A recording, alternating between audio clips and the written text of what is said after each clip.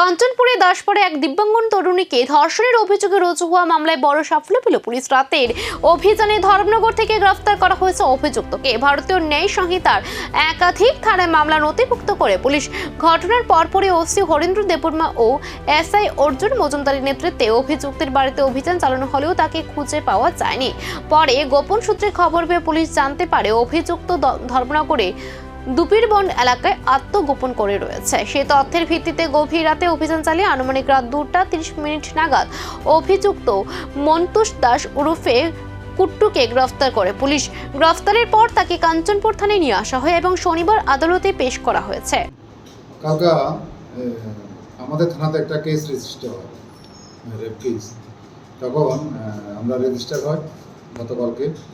Register হওয়ার পরে তখন আমরা ইনভেস্টিগেশন শুরু করার সঙ্গে দেখা যায় যে ওনার বাড়িতে যাওয়ার পরে ওনাকে খোঁজাখুঁজি করে পাওয়া যায়নি।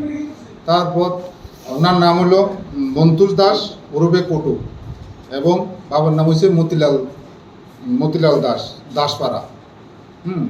তারপর এখান থেকে আমরা অনেক খোঁজাখুঁজি করে কাঞ্চনপুরে পাই নাই। তারপর গোপন সংবাদ ভিত্তিতে ধর্মনগর ঢুকিরবনে গিয়ে আমরা একটা বাড়িতে আস্তানা নেই। ওইখান থেকে আমার এই কেসের আয়ু রাজেশবাবু, বড়বাবু, আমিসহ গিয়া ওনাকে রাত্রেবেলা 2টা বা 2:30টার মধ্যে আমরা উদ্ধার করে নিয়ে আসি। এই ঘটনা আবারও সমাজের সামনে বড় প্রশ্ন তুলে ধরছে। নারী নিরাপত্তা কতটা সুরক্ষিত?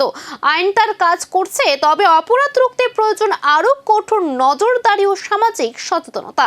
এখন সকলের নজর আদালতের পরবর্তী পদক্ষেপের দিকে।